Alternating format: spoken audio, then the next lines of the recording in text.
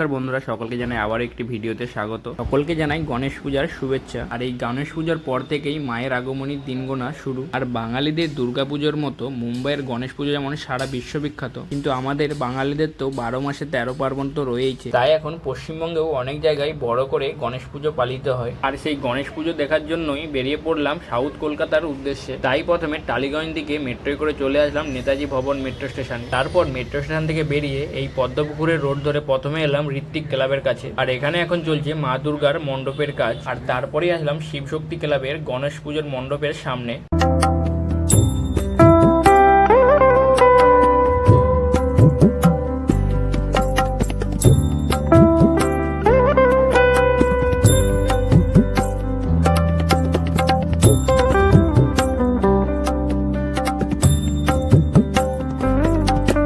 তারপরে শিবশক্তি ক্লাবে ঠাকুর দর্শন করে সেখান থেকে আসলাম ভবানীপুর 7 জুয়েলার্স ক্লাবের মণ্ডপের সামনে। আর ওই সামনে রয়েছে মণ্ডপ। 7 জুয়েলার্স ক্লাবের আগেই আশীর্বাদ অ্যাপার্টমেন্টেও তারাও এই গণেশ পূজাকে খুব সুন্দরভাবে ফুটিয়ে তুলেছে। আর এই অ্যাপার্টমেন্টের লোকেরা গামছা এবং পাখা দিয়ে তাদের এই অ্যাপার্টমেন্টের প্রবেশদ্বারটিকে খুব সুন্দরভাবে সাজিয়ে ডেকোরেশন করেছে।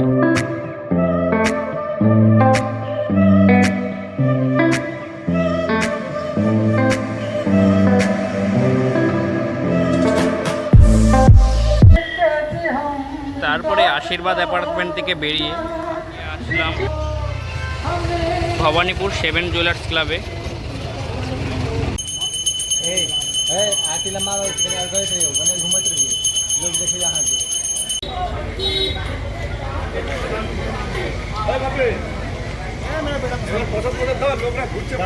এখানেও গণেশকে খুব সুন্দরভাবে সাজিয়ে তুলেছে।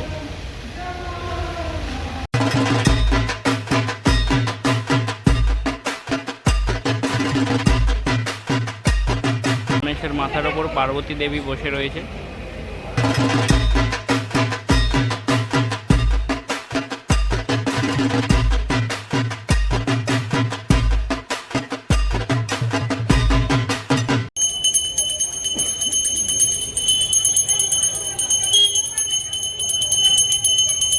তারপর ভবানীপুর 7 জুয়েলার্স ক্লাব থেকে আসলাম ভবানীপুর ইয়ং স্টাফেদের মণ্ডপে। আর এখানে এখন গণেশ পুজোর সন্ধ্যা আরতি চলছে।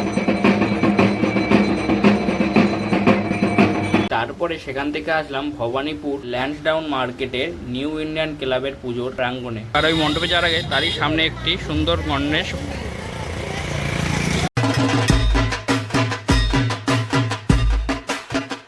তারপরে এখানে রামদেব রূপে গণেশ এবং সাথে হনুমানজিও রয়েছে।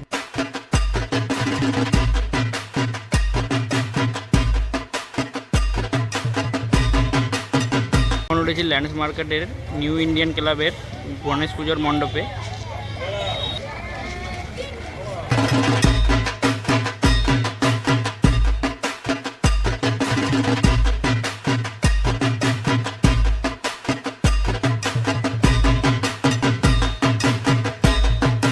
আর এখানের গণেশ ঠাকুরটি প্রায় মুম্বাইয়ের লালবাগ গণপতির আদলে তৈরি।